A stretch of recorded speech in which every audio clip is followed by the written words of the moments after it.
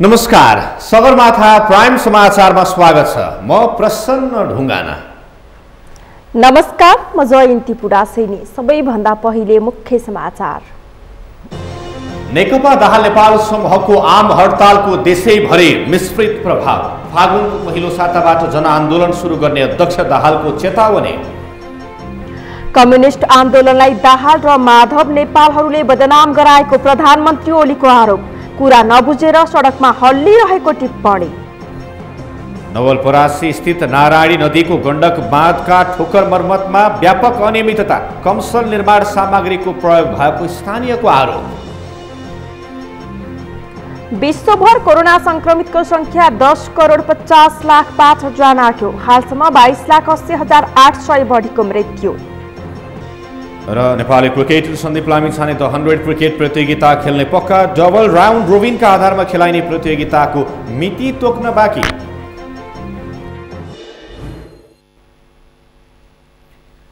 Sagarmatha prime समाचार अब विस्तारमा। नेपाल कम्युनिस्ट पार्टी नेकपाको दाहाल नेपाल समूहले आज आह्वान गरेको आम हडतालको प्रभाव देशैभरि मिश्रित रह्यो। सरकारले संवैधानिक निकायहरूमा गरेको नियुक्तिको विरोधमा दाहाल नेपाल समूहले देशैव्यापी आम हडताल गरेको हो। जनकपुरमा बन्दकर्ता र प्रहरीबीच मुठभेड हुँदा लाठीचार्ज र असुर ग्यास प्रहार भयो। पुष्कर खतिवडाको रिपोर्ट। आदरणीय दर्शकवृन्द, हामी यस विषयमा तयार पारिएको रिपोर्ट केही बेरमा प्रसारण गर्नेछौँ। हामी बाँकी समाचारतर्फ लाग्छौँ। नेपाल कम्युनिस्ट पार्टी नेकपा दाहाल नेपाल समूहकी नेत्री शशि श्रेष्ठले मुलुकलाई संविधानसम्मत ढङ्गले अगाडि हिँडाउनका लागि आम हडताल गरिएको बताउनु भएको छ। नेत्री श्रेष्ठले नेकपाले गरेको आम हडतालमा कोटेश्वर चोकमा सहभागी हुँदै मुलुकलाई संविधानसम्मत ढङ्गले अगाडि हिँडाउनका लागि आम हडतालको आह्वान गरिएको बताउनु भएको हो। उहाँले प्रधानमन्त्री केपी शर्मा ओली विशिष्ट अधिकार प्राप्त व्यक्ति नभएको भन्दै ओलीको स्वेच्छाचारिता र निरङ्कुशताबाट देश र जनतालाई बचाउन पर्ने अवस्था आएको पनि बताउनुभयो।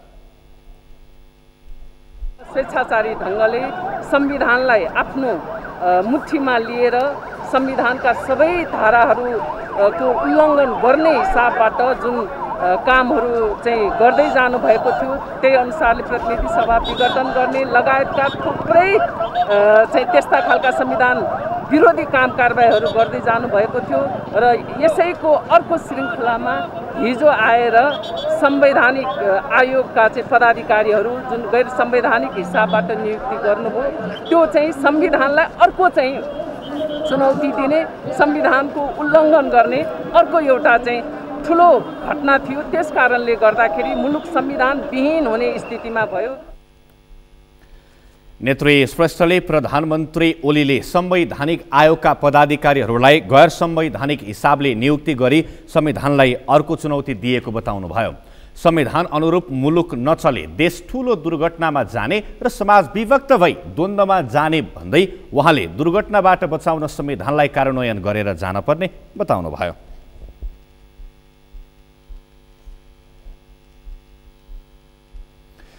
आदरणीय दर्शकवृन्द, नेपाल कम्युनिस्ट पार्टी नेकपाको दाहाल नेपाल समूहले आज आह्वान गरेको आम हडतालको प्रभाव देशैभरि मिश्रित रहेको छ। यसै विषयमा पुष्कर खतिवडाले तयार पारिएको यो रिपोर्ट हेरौँ। नेपाल कम्युनिस्ट पार्टी नेकपाको प्रचण्ड माधव समूहले बिहिबार देशव्यापी आम हडताल गर्यो। हडताल शान्तिपूर्ण भनिए पनि धेरै स्थानमा सवारी साधन तोडफोड र आगजनी भए। केही स्थानमा प्रहरी र बन्दकर्ताको मुठभेड भयो। कतिपय स्थानबाट बन्दकर्ता पक्राउ पनि परे। यस क्रममा सडकसम्म प्रचण्ड, माधव नेपाल लगायतका शीर्ष नेता आएर नाराबाजीमा सहभागी बने। तर बन्दले भने देशभरको जनजीवन प्रभावित बन्यो।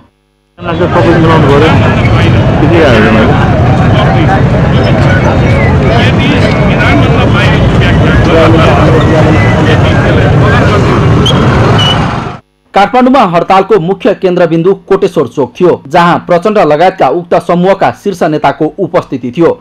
कोटेश्वरको हडतालमा सहभागी नेकपाका अध्यक्ष पुष्पकमल दाहाल प्रचण्डले सगरमाथा टेलिभिजनसँग कुरा गर्दै फागुनको पहिलो साताबाट जनआन्दोलन सुरु गर्ने चेतावनी दिए। हाम्रो आन्दोलन अझ सशक्त हुँदै जान्छ। यो त हामीले हिजो संवैधानिक परिषद र भूमि आयोग सम्बन्धी जे निर्णय सरकारले गर्यो, बलमिचाइ जसरी गरियो निरङ्कुशताको पराकाष्ठाको रूपमा चाहिँ जसरी गरेको छ त्यसको प्रतिवाद हामीले जनतालाई जानकारी दिन पनि हामीले यो उपाय अपनायौँ। हाम्रो 28 गतेको जो विशाल शक्ति प्रदर्शन हो त्यो हाम्रो कायम छ। त्यति हुँदा पनि चाहिँ समस्या समाधान भएन भने हामी अझ ठुल्ठुलो आन्दोलनमा जान्छौँ। र मलाई के विश्वास छ भने कतिपय नागरिक आन्दोलनका अगुवाले भनेका पनि छन् हाम्रो नेपाली कांग्रेससँग, जनता समाजवादी पार्टीसँग, अरू सबै पत्रकार, बुद्धिजीवी, साहित्यकार सबैसँग कुरा भइरहेको छ। सम्भवतः फागुनको पहिलो हप्तादेखि संयुक्त आन्दोलन हुन्छ, त्यसपछि केपीको आयु सिद्धिन्छ। आम हडताल सफल पार्न कोटेश्वर चोकमा कमान्डर तोकिएका प्रचण्ड माधव समूहको नेकपाका नेता लीलामणि पोखरेलले बन्द गर्नु रहर नभई बाध्यता भएको बताए। संसद विघटन गर्नुभयो, संवैधानिक अधिकार थिएन उहाँसँग, काहीँ पनि छैन, त्यो तपाईँहरू जगजाहेर छ। हिजो मात्रै संवैधानिक निकायका पदाधिकारीको नियुक्ति, संसदको सुनवाई समिति छैन, सुनवाई समितिले सुनवाई नगरिकन नियुक्ति गर्न पाइँदैन। संविधानको धारा 292 मा त्यो व्यवस्था गरेको छ है, उहाँले बलजफ्ती गरिदिनु भयो है, बलजफ्ती गरिदिनु हो। त्यसको प्रतिवाद स्वरूप संविधान पटक पटक मिचिन थाल्यो। त्यसलाई हामीले यो प्रतिगमन फिर्ता गर्नका निम्ति हामीले यो अपिल गर्न जनतालाई बाध्यतावश यो प्रतिक्रिया जनाउनु। प्रदेश 1 को झापा, मोरङ, सुनसरी तथा इलाममा बन्दको प्रभाव रहे पनि अन्य जिल्लामा भने खासै प्रभाव रहेन। विराटनगरमा बन्दको उल्लङ्घन गरेको भन्दै बन्दकर्ताले चिया पसल तोडफोड गर्दा तातो तेलको छिटाले पोलेर 6 महिना सुत्केरी सहित 2 जना घाइते बने। धरानमा बन्दकर्ताको मजदुरसँग घम्सा घम्सी पर्यो। यस्तै प्रदेश 2 को वीरगञ्जमा 8 बन्दकर्तालाई प्रहरीले नियन्त्रणमा लियो भने जनकपुरमा भएको प्रहरी र बन्दकर्ता बीचको झडपका क्रममा लाठीचार्ज र अश्रु ग्यास प्रहार भयो। झडपका क्रममा पूर्व सांसद रामचन्द्र झा सहित केही नेता तथा कार्यकर्ता र प्रहरी जवान लालबाबु राय गम्भीर घाइते बने। यस्तै देशका विभिन्न 26 भन्दा बढी स्थानमा सवारी साधनमाथि तोडफोड भए। प्रहरीले देशभरबाट तोडफोड तथा आगजनी लगायतका गतिविधिमा संलग्न भएको आरोपमा 200 भन्दा बढी कार्यकर्ता पक्राउ गरेको छ। ओली पक्षधरले काठमाडौँ र पोखरामा बन्दको अवज्ञा गर्दै मोटरसाइकल र्याली निकाले। सगरमाथा टेलिभिजनका लागि क्यामेरामा प्रकाश कुमारका साथमा पुष्कर खतिवडा, काठमाडौँ।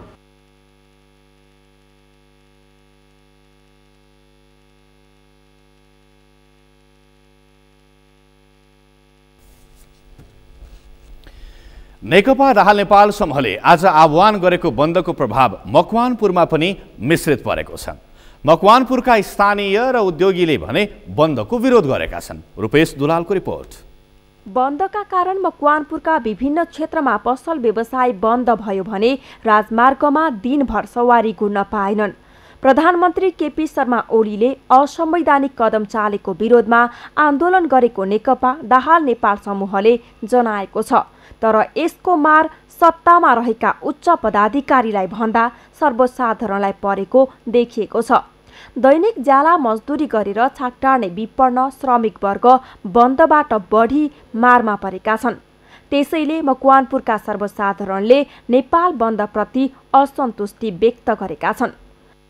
मन्त्रालय घेर्न पर्यो, सिंहदरबार घेर्न पर्यो, वहीँ बन्द गर्न पर्यो, संसद भवन बन्द गर्न पर्यो। तर यो रोडमा बन्द गरेर हामी जस्ता सर्वसाधारणलाई चाहिँ दुःख दिएर यो बन्दले चाहिँ खासै सरकारलाई त के असर गर्दैन। असर पर्ने भने हामीलाई हो। त्यसै कारणले गर्दा अब हामीले नै दुःख पाउनको लागि यो बन्द घोषणा गर्नु मलाई चाहिँ एकदम अब भनौँ न पीडाकै महसुस भएको छ। अब यस्ता बन्द चाहिँ अब जो कोहीले पनि नगर्नुपर्छ। यो बन्दको चाहिँ सर्वसाधारण मात्र होइन, अधिकांश उद्योगपतिहरूदेखि लगायत सबैले चाहिँ विरोध गरेको जस्तो लाग्छ मलाई। बन्दका कारण हेटौडा औद्योगिक क्षेत्रसहित जिल्लाभर उद्योग, कल कारखाना, व्यापार व्यवसाय ठप्प भए।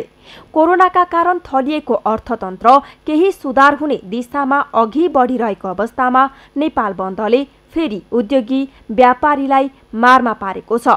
मकवानपुरका उद्योग व्यवसायीले बन्दले समस्या समाधान नहुने भएकाले विकल्प खोज्नुपर्ने सुझाव दिएका छन्। व्यवसायीहरूलाई, उद्योगीहरूलाई जुन खालको समस्या परेको थियो त्यसको समस्या जुन यथावत रहँदै जुन खालको यो बन्द फेरि सुरुवात भएको छ, यसले उद्योगी व्यवसायलाई ठुलो मार परेको छ। यो आर्थिक रूपमा अब उन्नति हुन्छ, प्रगति हुन्छ भनेर आम चाहिँ विभिन्न चाहिँ मानिसहरू लागेको बेलामा अहिले फेरि अब आर्थिक जुन एक खालको चाहिँ नोक्सान फेरि बिहोर्नु परेको छ। यो राज्यलाई नै ठुलो घाटा हुन्छ। र नेकपा दाहाल नेपालले आह्वान गरेको बन्दका कारण शैक्षिक संस्था ठप्प भएको छ।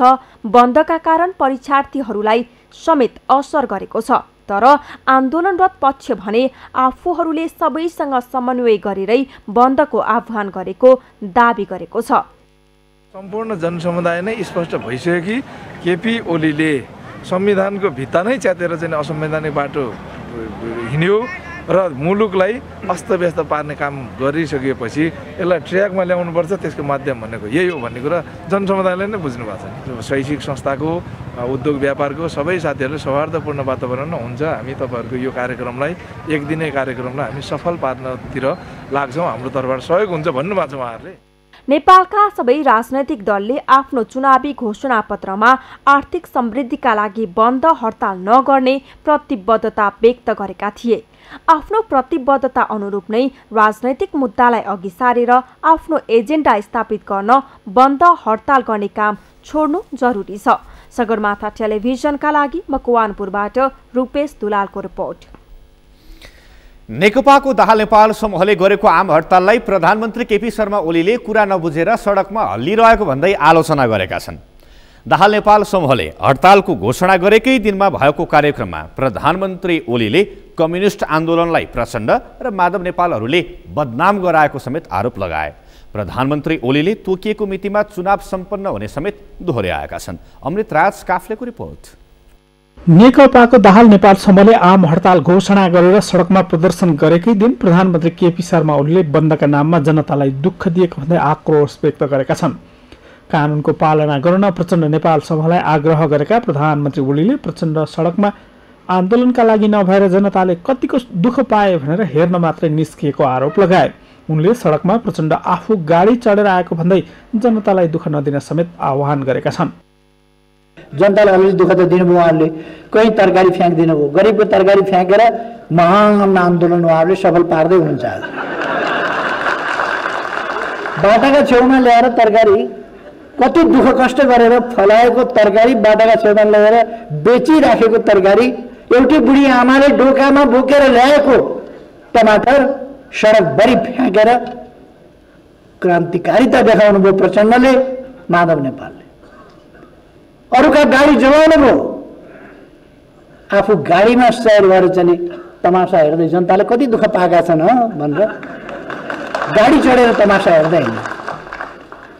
अर्को गाडी चढ्न अलिक भएन, आफैले बन्द गरे गाडीमै त नचढ्नु, अलिक ठुलो भयो गाडी भन्ने कुरा, अलिक बाइकसम्ममा त हुन्छ भनेर बाइक लिएर अर्को बाइक लिएर हिँड्दै जनताले कति दुःख पाए भनेर रमिता हिँड्दै हिँड्नुभयो। अर्को प्रधानमन्त्री ओलीले तोकिएको समयमा नै निर्वाचन हुने र निर्वाचनमा आफ्नो पार्टीले स्पष्ट बहुमत ल्याउने समेत दावी गरेका छन्।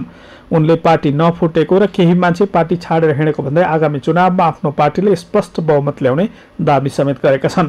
प्रधानमन्त्री ओलीले कम्युनिस्टको बर्को ओढेर कम्युनिस्ट आन्दोलनको बदनाम गरिएको आरोप मात्र लगाएनन्, आफूले सुधार्ने प्रयास गरे पनि सफल नभएको दावी समेत गरेका छन्।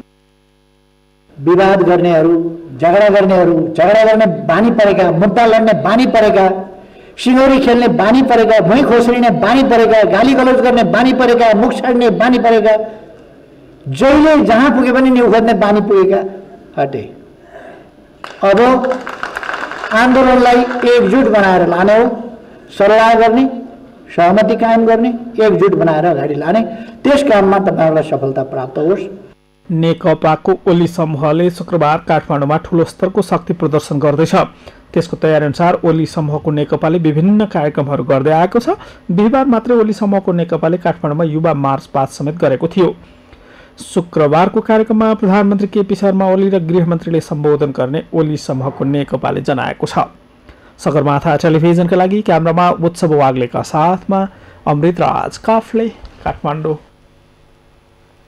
भोलि हुने जनसभाको तयारी स्वरूप नेपाल कम्युनिस्ट पार्टी नेकपा केपी शर्मा ओली पक्षका युवाहरूले आज काठमाडौँमा मार्च पास्ट गरेका छन्। राष्ट्रिय युवा संघ नेपाल, अखिल नेपाल स्वतन्त्र विद्यार्थी युनियन, खेलकुद महासंघ, सम्पर्क मञ्चका समन्वय कमिटी र मदन भण्डारी स्पोर्ट्स क्लबका युवाहरूले प्रदर्शनी मार्गबाट पुतली सडक हुँदै कमलादीसम्म मार्च पास्ट गरेका हुन्। नेकपाका केन्द्रीय कमिटी सदस्य महेश बस्नेतले 23 गतेको जनसभालाई स्वयंसेवकले सुरक्षा दिन सक्छ भन्ने सन्देश दिन मार्च पास्टको आयोजना गरिएको बताउनुभयो। 23 गतेको जनसभामा 3 लाख जनता उतार्ने उहाँको दाबी छ। भोलिको आमसभादेखि अत्तालिएर कमरेडहरूले आम हडतालको घोषणा गर्नु। आम हडताल अहिलेसम्म आइपुग्दा गजदिएर आएको थियो, म्याउ भएर सकिने अवस्थामा पुग्दैछ। म्याउ म्याउका लक्षणहरू 2-4 चोकमा देखिँदैछ। भोलि काठमाडौँ आउने 3 लाख जनतालाई यो स्वयंसेवक पंक्तिले सुरक्षा दिन्छ, जस्तो सुकै सुरक्षा दिन्छ भन्ने सन्देश हामी दिनको निमित्त आज सडकमा मार्च पास्ट गर्दैछौँ। भोलिको जुलुसमा हस्तक्षेप गर्ने दुस्साहस नगर्नुहोस्, बस यति हो हाम्रो अनुरोध। शान्तिपूर्ण जुलुस गर्नुहोस्। तपाईको हिंसात्मक आन्दोलनमा जनताले प्रतिरोध गर्यो भने युवा संघ अनेरा सबै लगायतको संगठनले तपाईको साथ दिँदैन, जनताको साथ दिन्छ। यति कुरा चाहिँ तपाईको। मार्च पास्टमा युवाहरूले KP Oli I love you, KP Oli जिन्दाबाद लगायतका नारा लगाएका पनि थिए।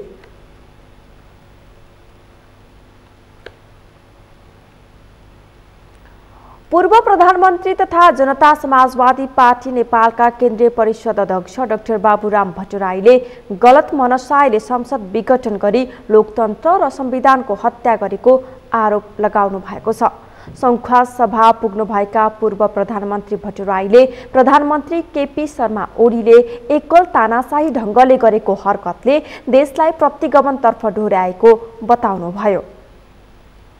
त्वरित मात्र होइन, गलत मनसायले गलत उद्देश्यका साथ यो लोकतन्त्र र गणतन्त्रलाई धरापमा पारेर यसलाई सिद्ध्याएर र आफ्नो एकल एउटा तानाशाही चलाउने लहरका साथ प्रधानमन्त्री केपी शर्मा ओलीले आफ्नो कटुपुतलीको रूपमा परिणत भएकी राष्ट्रपतिको संस्थालाई दुरुपयोग गरेर जुन हरकत गरेका छन् यो प्रतिगमनतर्फकै यात्रा हो भन्ने चाहिँ हाम्रो स्पष्ट चाहिँ बुझाइ छ हाम्रो जनता समाजवादी पार्टीको। कांग्रेसका सभापति शेरबहादुर देउवाले इच्छा नदेखाएको र माधव प्रचण्ड समूहले निर्वाचनमा गएर आफ्नो हैसियत टुङ्गो लगाउन आलटाल गरेकोले विरोधका कार्यक्रम संयुक्त हुन नसकेको भट्टराईको भनाइ छ। त्यो 6 गते 7 गते नै हामी बसेका छौँ, तपाईँले मिडियाले सुनिसक्नु भएको छ।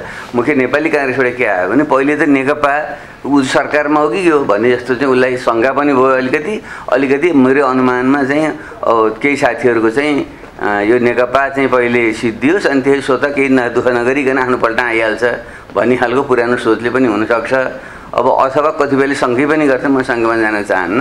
यसमा चाहिँ अलि बाँडीचुडी खानामा चाहिँ केही नेताहरूको चाहिँ उ पनि थियो भन्छन्। अब म त्यता जान चाहिँ चाहन्न। मुख्य कुरा चाहिँ नेपाली काङ्ग्रेसको मूल नेतृत्वमा जुन प्रकारको अनिच्छा देखा पर्यो। शुक्रबार सदरमुकाम खाँदबारीको चाँदनी चोकमा जनता समाजवादी पार्टीले विरोध सभाको आयोजना गरेको छ। सभालाई सम्बोधन गर्दै भट्टराई सहित पार्टी अध्यक्ष उपेन्द्र यादव र वरिष्ठ नेता अशोक राई संखुवा सभा पुग्नु भएको छ। सञ्चार तथा सूचना प्रविधि मन्त्री पार्वत गुरुङले नेपाल टेलिकमले 5G सेवामा लैजानको निम्ति तयारी गर्नुपर्ने बताउनु भएको छ। आज नेपाल टेलिकमको 17औं वार्षिकोत्सव कार्यक्रमलाई सम्बोधन गर्दै मन्त्री गुरुङले नेपाल टेलिकमले तुरुन्तै 5Gमा जानका लागि तयारी गर्नुपर्ने बताउनु भएको हो। 4G सेवाको व्यवस्थापन, कार्यान्वयन तथा लगानी गर्दाको प्रभावकारिताको समीक्षा गर्दै 5G तर्फ जानुपर्ने आवश्यकता रहेको उहाँको भनाइ छ। नेपाल टेलिकमको फ्रिक्वेन्सीहरूलाई प्रयोगहीन नबनाउन उहाँले आग्रह समेत गर्नुभयो। 5Gतिर पनि जानुपर्छ भन्ने पनि हाम्रो आवश्यकता छ। 4G सेवाकै पनि हामीले यसको व्यवस्थापन गर्दा, यसको कार्यान्वयन गर्दा, यसको इन्भेस्टमेन्ट, यसमा कति प्रभावकारिता भयो यसको समीक्षा गर्दै अब हामी नेपाल टेलिकम, दूरसञ्चार प्राधिकरणले अब यही आर्थिक वर्षमै हामी 5G मा जाने त नीति कार्यक्रममा त देखिन्छ, तर यसलाई पनि हामीले तुरुन्त 5G मा जानको निम्ति तयारी गरौँ। हाम्रा फ्रिक्वेन्सीहरूलाई त्यतिकै युजलेस नबनाऊ। मन्त्री गुरुङले नेपाल टेलिकमलाई पूर्वाधार कम्पनीको रूपमा अघि बढाउनु पर्ने पनि बताउनुभयो। टेलिकमलाई पूर्वाधार कम्पनीको रूपमा व्यवस्थापन गर्ने पहल कदमी मन्त्रालयले लिने उहाँको भनाइ छ। उहाँले कर्मचारीको नियमावली पास गरेर कर्मचारी व्यवस्थापनको क्षेत्रमा नयाँ ढङ्गले सुधार गर्नुपर्ने पनि बताउनुभयो। कर्मचारीहरूले फिल्डमा जान मन नगरेको भन्दै उहाँले कार्यविधि बनाएर कर्मचारी एकपल्ट फिल्डमा जानै पर्ने व्यवस्था गर्नु पर्ने सुझाव दिनुभयो। कर्मचारीहरू आज स्थानीय तह र प्रदेशमा नगएको उनीहरूको प्रमोसन नहुने, सिनियरहरूले पनि त्यहाँ गएर काम गर्नुपर्ने एउटा कार्यविधि बनेको छ। कता कता त्यो कार्यविधि मलाई सुरुमा के हो कि जस्तो लाग्थ्यो, अहिले त्यो कार्यविधि एक ढङ्गले ठिक लाग्छ। संस्थाको हितको निम्ति कर्मचारीहरूले उठाएका आवाजहरूलाई पूरा गर्न मन्त्रालय तयार रहेको उहाँको भनाइ छ। कर्मचारीको वृत्ति विकास र हक हितमा मन्त्रालयले ध्यान दिने भए पनि कर्मचारीका मागहरू व्यक्ति केन्द्रित नभई टेलिकम र सेवाग्राहीको हितमा पनि हुनुपर्ने उहाँले बताउनुभयो। नेपाल मजदुर किसान पार्टी सुर्खेतले मालपोत कार्यालयबाट पक्राउ गरेका आफ्ना कार्यकर्तालाई बिना शर्त रिहा गर्नुपर्ने माग राखेको छ। मालपोतको सेवा चुस्त दुरुस्त पार्ने विषयमा कार्यालय प्रमुख हिक्मत जङ शाहीसँग छलफल भइरहेका बेला पक्राउ पूर्जी बिना नै पक्राउ गरेका आफ्ना 5 कार्यकर्ता तत्काल रिहा गर्न नेमकिपाले माग गरेको हो। आज पत्रकार सम्मेलन गर्दै नेमकिपाका केन्द्रीय सदस्य नवराज कोइरालाले विधिको शासनका लागि खबरदारी गर्दा प्रशासनले अभद्र व्यवहार गरेको आरोप लगाउनुभयो। सुर्खेत प्रशासनले यही माग 18 गते नेमकिपाका सुर्खेत जिल्ला कोषाध्यक्ष गोविन्दनाथ योगी, सदस्य गणेश खड्का, यामुना योगी र सिर्जु शाहीलाई पक्राउ गरेको छ। यता जिल्ला प्रशासनले भने मालपोत कार्यालयमा आएर सेवा प्रवाहमा हस्तक्षेप गरेपछि नियन्त्रणमा लिएर अभद्र व्यवहार मुद्दामा कारबाही अघि बढाएको जनाएको छ। सगरमाथा प्राइम समाचारमा एकैछिन विश्रामपछि नवलपरासी स्थित नारायणी नदीको गण्डक बाँधका ठोकर मर्मतमा व्यापक अनियमितता, कमर्सियल निर्माण सामग्रीको प्रयोग भएको स्थानीयको आरोप। ओखलढुङ्गाको सिद्धिचरण नगरपालिका 1 र 2 का बासिन्दाको पानी पैँचो माग्नुपर्ने समस्या टर्यो। 600 बढी उपभोक्ताको घर घरमा धारा पुग्यो र विश्वभर कोरोना संक्रमितको संख्या 10,50,05,000 राख्यो। हालसम्म 22,80,800 बढीको मृत्यु। विश्रामपछि सगरमाथा प्राइम समाचारमा पुनः स्वागत छ। अब बाँकी समाचार। नवलपरासी स्थित नारायणी नदीको गण्डक बाँधका ठोकर मर्मत कार्यमा व्यापक अनियमितता भएको पाइएको छ। कमर्सियल निर्माण सामग्री र सोही खोलाको कमर्सियल मेटेरियल प्रयोग गरी अनियमितता गरेको स्थानीयको आरोप छ। नवलपरासीबाट राज चौधरीको रिपोर्ट। गण्डक बाँधको मर्मतमा हुने लगानी बालुवामा पानी जस्तै भएको छ। वर्षेनी 3 ठोकरहरूको निर्माण कार्य हुन्छ, तर 1 वर्ष पनि ठोकरहरू टिक्न सक्दैनन्। नारायणी नदीमा आउने बाढीका कारण ठोकरहरू भत्किने गरेको भन्दै ठेकेदारहरूले सफाई दिने गरेका छन्।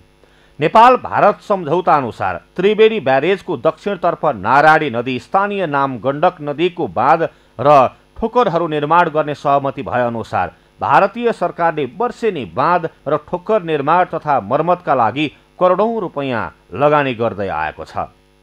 जुन नदीमा गण्डकमा काम हुन्छ, जहाँ युपीले काम गर्छ, त्यहाँमा चाहिँ करिब हप्ता दिनमा 8 दिनमा 10 बराबर गरेर चाहिँ त्यसो हेर्छु। त्यसै गुणस्तर काम छ कि गुणस्तरहीन काम छ।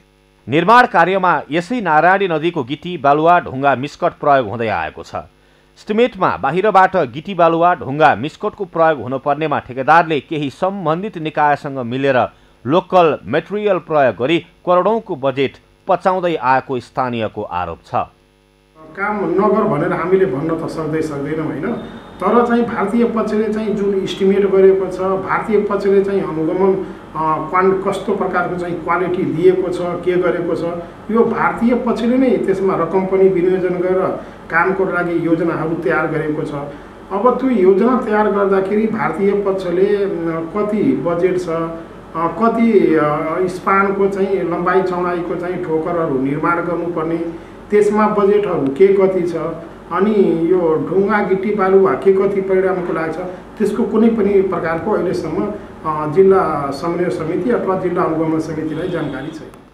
वर्षेनी नेपालमै गण्डक बाँधका ठोकरहरू निर्माण कार्य हुन्छ, तर ठेकेदारहरूले आफ्नो मन परे काम गर्छन्। सम्बन्धित निकायमा भू आर्जन तथा सम्पर्क कार्यालय, नेपाल गण्डक पश्चिम नहर सिंचाई प्रणाली सेमरी, जिल्ला समन्वय समिति र स्थानीय प्रशासन समेतलाई कति बजेटको ठेक्का हो र के मेटेरियल प्रयोग गर्ने हो सो विषयको इस्टिमेट हो भन्न पनि दिँदैनन्।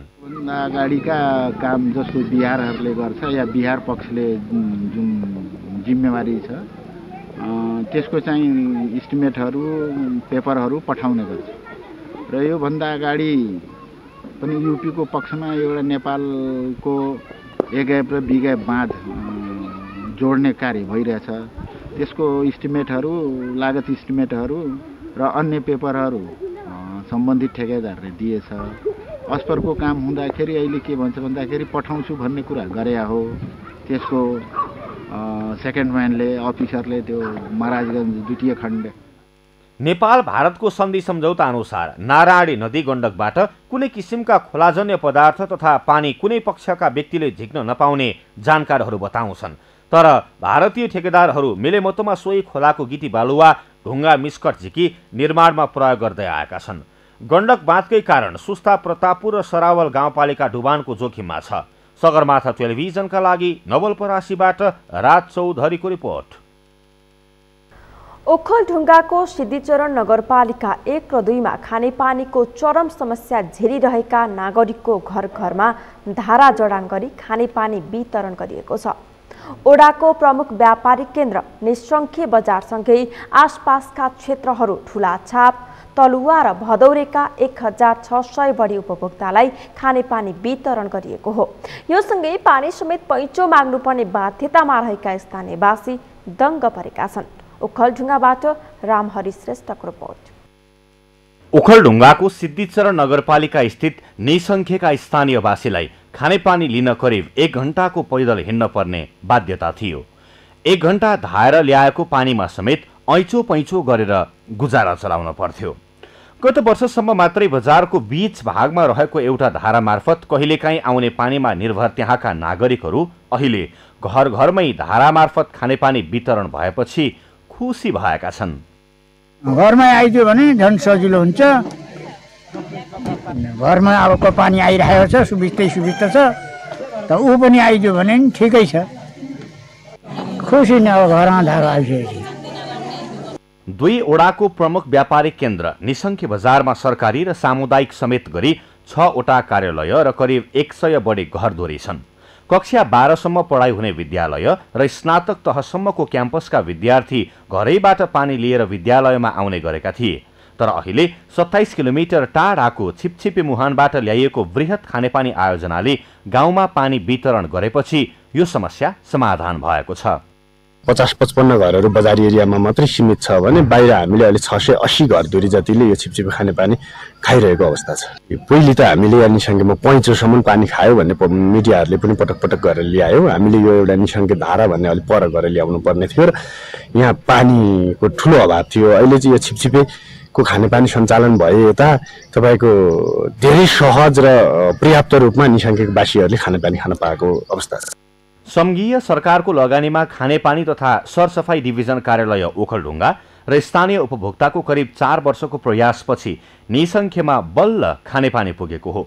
हाल बजार क्षेत्र र आसपासका 600 उपभोक्ताले खानेपानी उपभोग गरिरहेको भए पनि अन्य 1000 बढी उपभोक्ताहरूले खानेपानी आयोजना समक्ष पानीका लागि माग गरिरहेका छन्। 4 वर्षको पिरियड सकिसक्यो। यहाँदेखि लगभग 27-28 किलोमिटर भन्दा बढी नै पर्छ होला मुहानसम्म पनि। अब मुहानदेखि चाहिँ हामीले ज्यामिरेसँगको सहलगानीमा ओखलढुङ्गासम्म ल्याएका छौँ 90 को पाइपमा। त्यसबाट ज्यामिरेले आधी लान्छ, त्यसबाट हामीले ओखलबाट आधी ल्याउँछौँ। अनि पोहोर चाहिँ यहाँ निसङ्गेसम्म ल्याएर एउटा ट्याङ्की बनाएर अहिले अस्थायी रूपमा चाहिँ उपभोक्ताहरूलाई खानाको लागि चाहिँ अब व्यवस्था गरियो। ठोट्ने खोला निसङ्ख्य बृहत खानेपानी आयोजनाले हाल अस्थायी रूपमा खानेपानी वितरण गरे पनि आयोजना भने पूरा भएको छैन। पाइप खरिद तथा वितरणको काम बाँकी नै छ। आयोजनाको पानी बजार क्षेत्रमा पुगेपछि आसपासका स्थानीयले दैनिक जसो पानी माग गर्दै आएका छन्। 4 वर्षदेखि सुरु गरिएको उक्त बृहत आयोजना पूरा गर्न स्थानीय सरकारले पनि थप बजेटको माग गरेको छ। अहिले तलुवा ठुलाछाप र भदौरेका लगभग 700 घरधुरीले यो पानी अहिले अस्थायी रूपमा खाने व्यवस्था मिलाएका छौँ। अब यसलाई चाहिँ एक घर एक धारा प्रत्येक मिटरको सिस्टम गरेर पुर्याउने हाम्रो लक्ष्य छ। यो सालको बजेटबाट हामीले पाइप खरिद गरेर वितरणको लागि पाइप खरिद गरेर स्टोरमा राखेका छौँ। एउटा रिजर्भ ट्याङ्की बन्न बाँकी छ र छिटै पुर्याउने लक्ष्यका साथ काम भइरहेको छ। पानी खान ज्यादै वञ्चित भएका एरियाहरूमा चाहिँ अहिले हामीले पहिलो प्राथमिकता दिएर अस्थायी रूपमा पानी खुवाइरहेका छौँ। करिब 4,95,38,00,000 बढीको आयोजनालाई स्थानीयको माग अनुसार एक घर एक धारा पुर्याउन बजेट अभाव हुने उपभोक्ता समितिको भनाइ छ। यस योजना पूरा गर्न स्थानीय सरकारसँगै सबै पक्ष लागि पर्न पर्ने स्थानीय सरकारको बुझाइ छ। सगरमाथा टेलिभिजनका लागि ओखलढुङ्गाबाट रामहरि श्रेष्ठको रिपोर्ट। पर्वतको कुस्मा नगरपालिका 1, खुरकोट र म्याग्दीको अन्नपूर्ण गाउँपालिका 3 दानामा निर्माण भएको देशकै दोस्रो ठूलो 220 केभी क्षमताको विद्युत सब स्टेशनको उद्घाटन भएको छ। कालीगण्डकी बेसिनको विद्युत विकासमा महत्त्वपूर्ण मानिएको यो आयोजनाको बालुवाटार स्थित एक्सन रुमबाट प्रधानमन्त्री केपी शर्मा ओलीले उद्घाटन गरेका हुन्। पर्वतबाट सन्तोष गौतमको रिपोर्ट। नेपाल विद्युत प्राधिकरणले कालीगण्डकी कोरिडोर प्रसारण लाइन आयोजना म्याग्दीको दाना र पर्वतको खुरकोटमा 220 केभी क्षमताको सब स्टेशनका साथै 39.6 किलोमिटर दूरीको प्रसारण लाइन निर्माण गरेको हो। यो हालसम्म नेपालमा निर्माण भएका मध्ये केही दिन अघि उद्घाटन भएको 400 केभी क्षमताको ढल्केवर सब स्टेशन पछिको दोस्रो ठूलो हो। कालीगण्डकी र आसपासका नदीमा उत्पादित विद्युत केन्द्रीय ग्रिडमा जोड्ने उद्देश्यले निर्माण भएको यो आयोजना सब स्टेशन र प्रसारण लाइन निर्माण सकेर विद्युत जोड्न तयार भएको छ। सञ्चालित कालीगण्डकी प्रसारण कोरिडोर आयोजनाको प्रथम खण्ड अन्तर्गत पर्वत जिल्लाको कुस्मा नगरपालिका खुरकोटमा 220/132 केभी 100 MVA कुस्मा सबस्टेसन, पर्वतको कुस्मा नगरपालिका 2 देखि म्याग्दीको अन्नपूर्ण गाउँपालिका 3 दानासम्म 39.6 किलोमिटर लामो 220 केभी प्रसारण लाइन र म्याग्दी जिल्लाको दानामा 220/132/33 केभी 100 MVA दाना सबस्टेसन निर्माण भएको छ। यस लाइन र सबस्टेसन सञ्चालनसँगै कालीगण्डकी नदी बेसिनबाट हाल उत्पादन भइरहेका विद्युत निजी उत्पादकहरूबाट उत्पादित गण्डकी प्रदेशको प्रदेश राजधानी पोखरासम्म विद्युत प्रणालीमा आबद्ध भई विद्युत उत्पादक प्रदायकहरूलाई उत्पादनको बजारीकरण गर्न सघाउ पुगेको छ। एसियाली विकास बैंकको सहयोगमा यो आयोजना निर्माणका लागि सन् 2016 को 30 मेमा टाटा चिन्ट इलेक्ट्रिक जेबीसँग ठेक्का सम्झौता भएको थियो। जग्गा अधिग्रहण, मुआब्जा वितरण, वन क्षेत्रको जग्गा प्राप्ति, जग्गा धनीसँगको विवाद, बाढी र पहिरोका कारण लक्ष्य भन्दा 2 वर्ष ढिला गरी निर्माण सकिएको यो आयोजना अन्य प्रसारण लाइनको तुलनामा छिटो निर्माण भएको विद्युत प्राधिकरणले दाबी गरेको छ।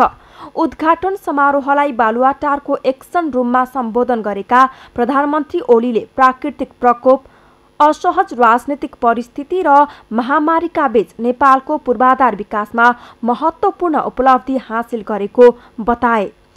आयोजनाहरू लगायत विभिन्न आयोजनाहरूबाट उत्पादित विद्युतलाई प्रसारण गर्ने, प्रसारण लाइन र त्यस प्रसारणलाई व्यवस्थित गर्ने सब स्टेशनको उद्घाटन भएको छ, जो ज्यादै खुसीको कुरा हो र यो ठूलो उपलब्धि हो।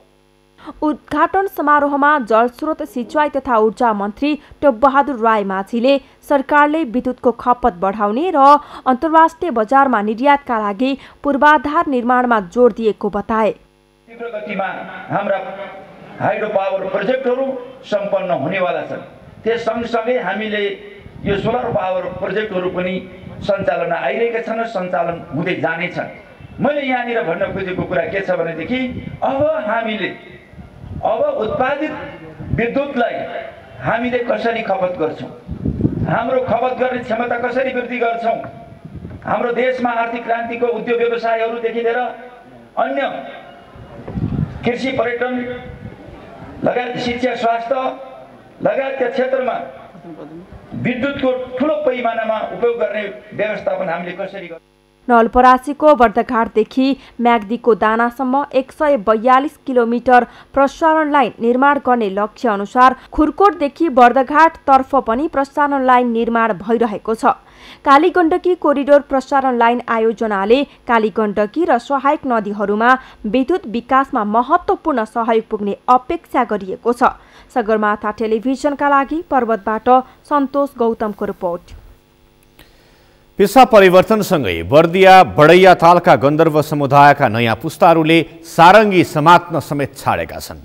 यति बेला लोपोन्मुख जाति अन्तर्गत परेको गन्धर्व समुदायको पुर्ख्यौली पेसा सङ्कटमा परेसँगै युवाहरूमा बेरोजगारीको समस्या निम्तिएको छ, जसका कारण उनीहरूलाई परिवार चलाउन समेत सकस भएको छ। बर्दियाबाट मुरली गोडियाको रिपोर्ट। बर्दियाको बडैयाताल गाउँपालिका वडा नम्बर 4 मा रहेको गन्धर्व बस्तीका युवाहरूले रोजगारी नपाउँदा समस्या भएको छ। देशभन्दा बाहिर गएर रोजगार गर्ने त्यहाँका अधिकांश युवाहरू कोरोना भाइरसको महामारीसँगै नाकाबन्द हुँदा बाहिर जान नपाएर बेरोजगार बनेका छन्। यसका साथै सारङ्गी रेट्ने पुर्ख्यौली पेसा समेत सङ्कटमा परेपछि दैनिक गुजारा चलाउन समेत धौधौ परेको छ। हाम्रो गन्धर्व समुदायको गन्धर्व युवाहरू जो गाउँमा घुमेर सार्गी बजाएर खान्थे, कोही इन्डिया गएर कालोपार गएर मजदुरी गरेर खान्थे, त्यस्तै होटल लाइन काम गरेर खान्थे। ती सारा नाखाहरू बन्द भइसकेपछि अहिले त्यहाँ बेरोजगार भएर बसेका केटाहरू हाम्रा कमसेकम 40-45 जना केटाहरू युवा केटाहरू गाउँमा बसिरहेको अवस्था छ।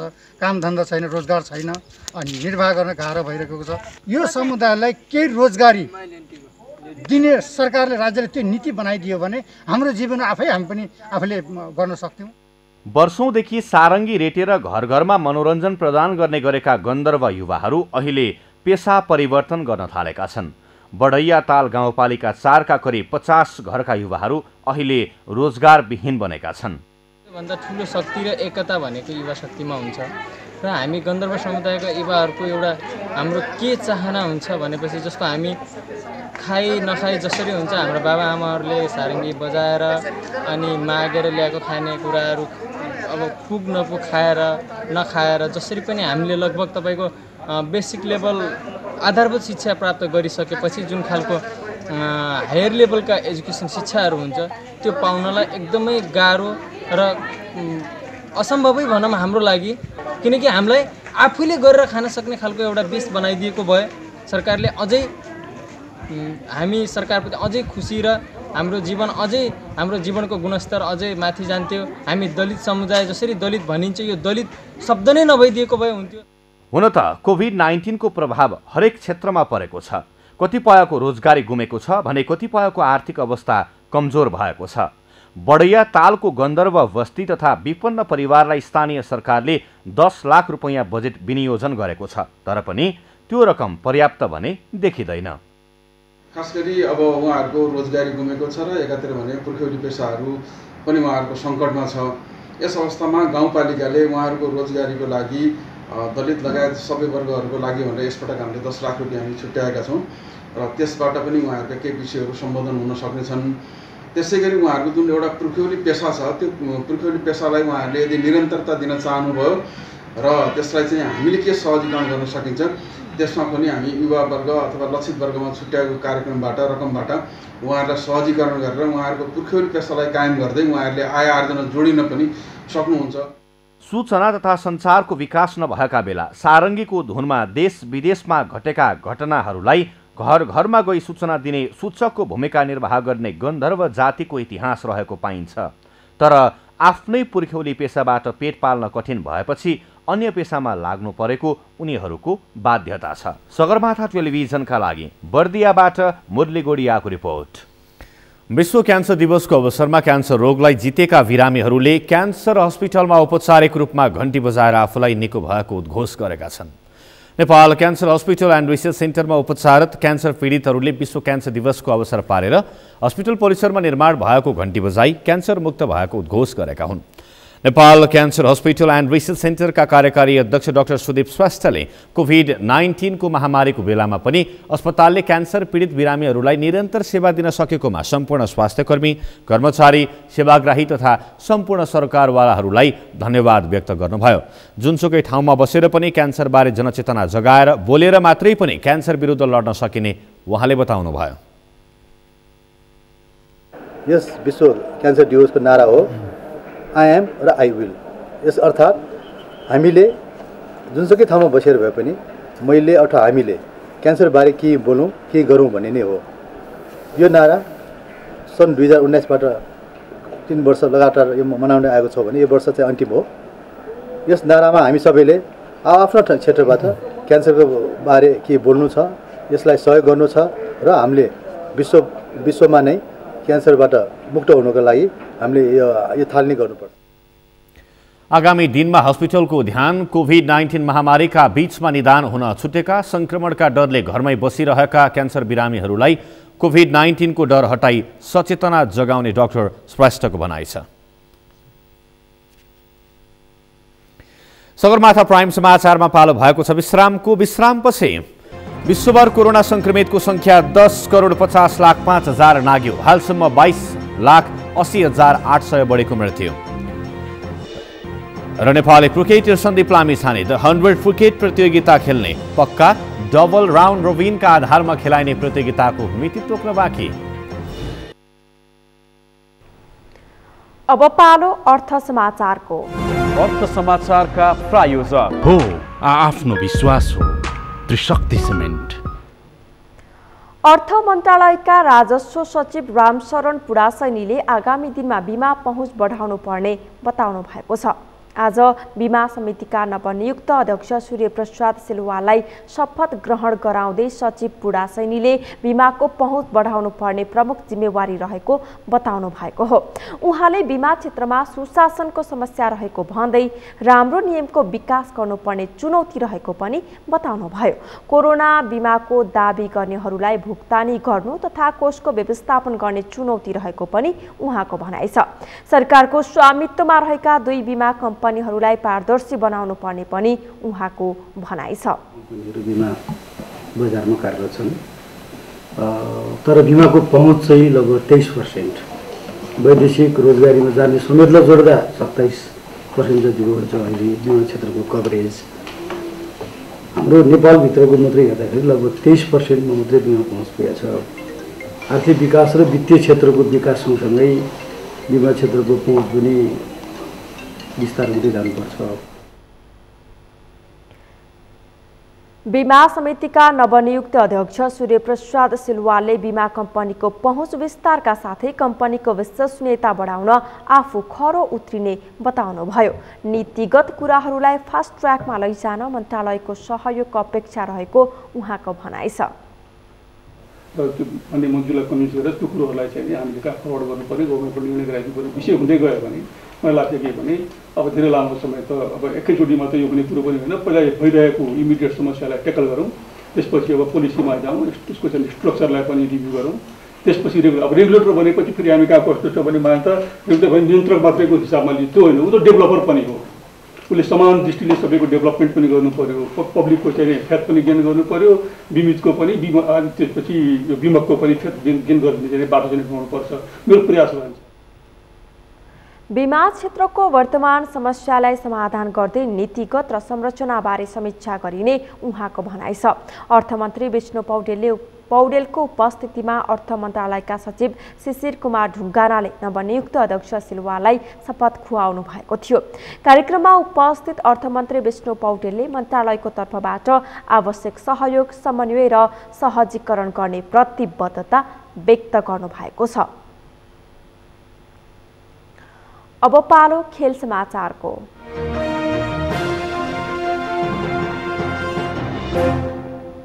नेपाली राष्ट्रिय क्रिकेट टिमका leg spinner Sandeep Lamichhane the 100 cricket प्रतियोगिता खेल्ने पक्का भएको छ। सन्दीपलाई द 100 टिम ओभल इन्भिन्सिबल्सले अनुबन्ध गरेपछि सन्दीप टिममा परेका हुन्। इङ्ल्यान्ड र वेल्स क्रिकेट बोर्डले आयोजना गर्ने प्रतियोगिताको नयाँ मिति भने तय भएको छैन। यसअघि गत जुलाईमा प्रतियोगिता आयोजना हुने तय भएको थियो। 100 बलको हुने प्रतियोगिता जुलाई 17 देखि 16 अगस्तसम्म हुने तय भएको थियो। तर कोरोना भाइरसको महामारीका कारण प्रतियोगिता स्थगित भएको थियो। सन्दीपलाई ड्राफ्टबाट इन्भिन्सिबल्सले 1 लाख पाउन्ड अर्थात् करिब 1 करोड 47 लाख नेपाली रुपैयाँमा दोस्रो चरणमा अनुबन्ध गरेको थियो। यो सँगै हामी सगरमाथा प्राइम समाचारको अन्त्यमा छौँ। अन्त्यमा मुख्य समाचार फेरि एकपटक।